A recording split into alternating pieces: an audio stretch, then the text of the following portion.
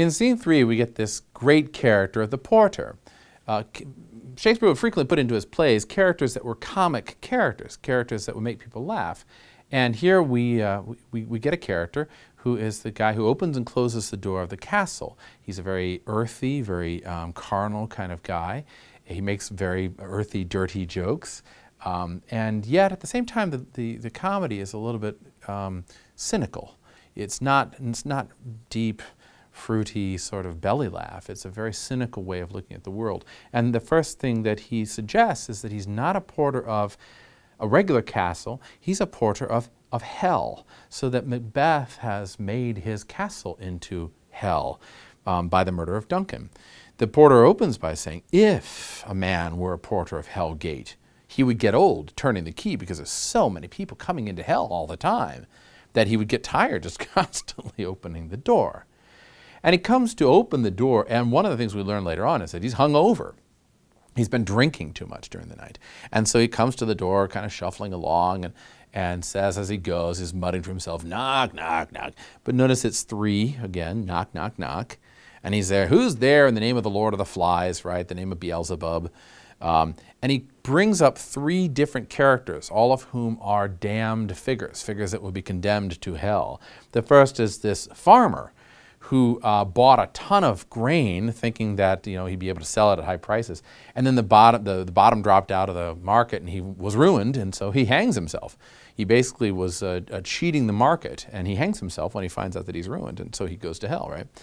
The next one that he mentions is this equivocator, this lawyer, who could basically, on the one hand, defend this guy, and on the other hand, condemn this guy. He could go either way. It doesn't matter, whoever's paying my bill. And he says, come on in, you could try your art here with heaven and see whether or not you can convince God of your case. The third one, he says, is an English tailor, as he says, stealing out of a French hose. And what this means is the French tailor would be buying cheap material, not silk, but like a knockoff, and selling it as though it were real silk, but at the same price, see. And he says, come on into hell, you're welcome here too. You can roast your goose here. And then at the very end, he says, I'm not going to do this anymore. I'm tired of this. I wanted to let in all professions and tell you all these different people, but I got tired of it. So you see again the triune imagery with the 3 characters, the knock, knock, knock that he goes back over and over again, knock and knock and knock, this constant repetition of that word is like heaven breaking into the world of the conscious Macbeth world. And then he lets in Macduff. One of the things to note, though, about the Hell Porter before we leave him behind is that he is not, he's not someone that is utterly condemnable. He's somebody who, in a way, we kind of sympathize with. And when Macduff interrogates him, we see something in him that's kind of delightful. He says to Macduff, we were drinking till late in the night, right? And there are 3 things that come from this. Notice triune imagery again. Nose painting, right? It makes your nose red. And sleep, it makes you very tired, and then urine makes you have to go to the bathroom. And again, earthy, but also bringing up those images of nose painting, the putting on a different face or a mask, sleep or sleep imagery, and then urine, if you will, water imagery. And then he says this, and this is quite striking. He says, lechery, it provokes and it unprovokes, and it brings on the performance and all this. And this is a long Shakespearean dirty joke.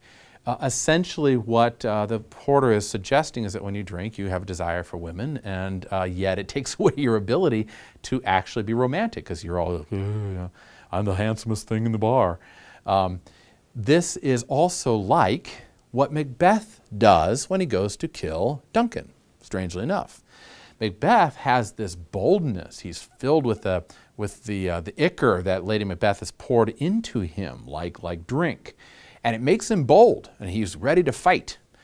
And yet, he is incapable of actually going through with it. He has to be nudged along by Lady Macbeth. And once he's done it, he's weak and terrified. So it's almost like the very drink that's described by the porter is a reproduction of that image earlier of Macbeth being filled with the ichor, the drink of Lady Macbeth, and not being able to go through with the actions that are necessary for him. And notice that he's trying to do that to get the kingship, interestingly. He wants to get the kingship. And by killing Duncan, he thinks he's going to get the kingship. He thinks that he'll be able to consummate his position as the royalty and secure his position as royalty. And yet he finds he can't. Why? Because at the same time he's killed the king, he's also destroyed his chance for happiness, destroyed his chance for securing any kind of peace, sleep, comfort, anything. And so at the same time that he has been brought on the desire, it's taken away the performance. Another thing that this can be likened to is the desire that's instilled in him by the witches. Remember that the witches had brought into Macbeth the initial idea of killing Duncan. And they lead him on and they stoke that desire, and yet they also take away his ability to be a real man, his ability to really be a good man in the world, to be powerful in the world. And when they prophesy later on in the play, they prophesy what he should look out for, beware of Macduff and all. They are leading him on to think one way, and yet taking away his ability to act when it turns out that things are another way. And so this equivocating that he suggests is also very much like what the witches do to Macbeth. Well, the porter lets the men in, the thanes in, and they realize that Duncan has been killed, and they great cry and uproar, and Macbeth goes into the chamber to see where Duncan has been killed, and he comes back out and he gives a speech which makes everybody very suspicious of him. He says, "Had I but died an hour before this chance, I lived a blessed time. For from this instant there's nothing serious of mortality. All is but toys. Renown and grace is dead. The wine of life is drawn, and mere lees is left this vault to brag of." Now, most of us would see most all of Shakespeare as incomprehensible, right? But this part particularly is almost incomprehensible. It's very dense. It's overdone. It's overblown. Whereas the rest of Shakespeare can be read in an almost natural way. It's almost as though Macbeth here is overdoing it. He's putting on a show. He's showing everybody, oh, this is tragic. Duncan has been killed. And he makes that even worse when he says, right, the spring, the head, the fountain of your blood is stopped. The very source of it is stopped. And then he reveals that he killed the two grooms. That's odd to everybody. And even Macduff and Banquo said, why did you kill the grooms? Because, of course, there's no reason to do that. Macbeth says, in a very overblown speech, "Who can be wise, amazed, temperate and furious, loyal and neutral in a moment? No man! The expedition my violent love outran the pause of reason. Here lay Duncan, his silver skin laced with his golden blood, and his gashed stabs," and blah, blah, blah. That whole speech is like he's trying very hard to put on the show so that nobody suspects that he is the killer. But to talk about the king as having his silver skin and the golden blood, none of the other thanes think that way. And to suggest, for instance, that he killed the grooms because he was overcome by love, well, everybody else knows that Duncan's just a man. They know that he's a man who's a king of Scotland, but he's just a man.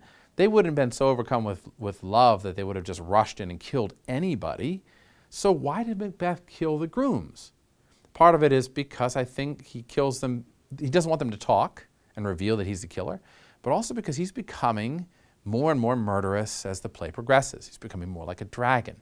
And in this violence of seeing these two guys, he kills them and then comes out and has to make some excuse why he does so. And that's when the other thanes begin thinking, this guy is not right. Something's not right about this.